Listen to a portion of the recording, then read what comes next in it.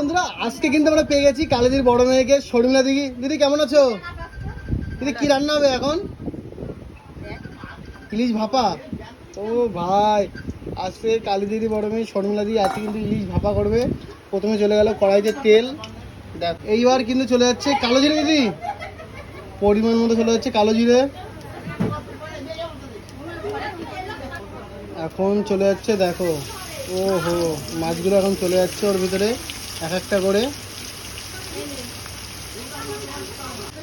তো যাই হোক বন্ধুরা, এখন কিন্তু মাছগুলো চলে যাচ্ছে দেখো এক এক করে। কালারটা দেখো, এই থিকনেসটা দেখি কাদের যাদের লোভ লাগবে অবশ্যই কমেন্টে জানিয়ে। দেখো একবারে সব চলে যাবে, ভাপা করবো না। ও আচ্ছা,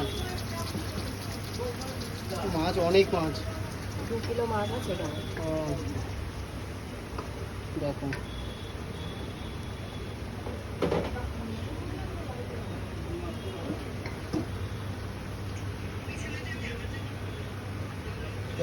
ইলিশ মাছ ভাপা খেতে ভালোবাসো কমেন্ট করো।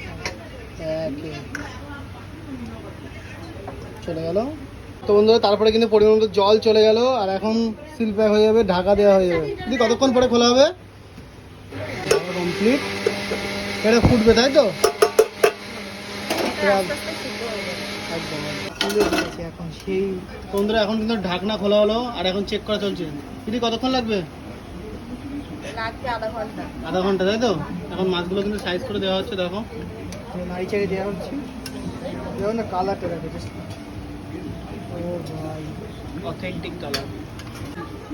তো বন্ধুরা খুলে গেল কিন্তু বিভৎস সেই জিনিস, ভাইরাল সেই কালীদি হোটেলের একদম সর্ষে ইলিশ। ভাই অনেকদিন পরে ব্যাক টু ব্যাক তোমাদের সাথে ভিডিও নিয়ে চলে এসেছি। আর রেসিপিটা এসেও কিন্তু রান্না করে খাচ্ছি। জামাইতে খাওয়াবে কারা?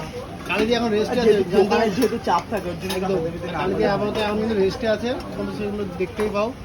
তোমরা কালারটা দেখো জাস্ট। দিদার কতক্ষণ লাগবে?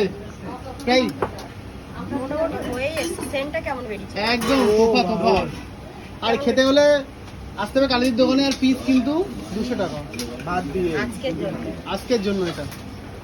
তো যাই হোক বন্ধুরা, অলমোস্ট কিন্তু হয়ে গেছে সর্ষে কি এটা ইলিশ ভাপা, মানে ভাপা আরো শুকনো হয় কিন্তু যেহেতু আমাদের লোকজন বেশি, অনেক বেশি আর মাছটাও বেশি, ওই জন্য একটু ঝোল করে করেছিলেন। কমপ্লিট তাই তো? একদম এরকম ভাবে কড়াইতে রাখা হবে।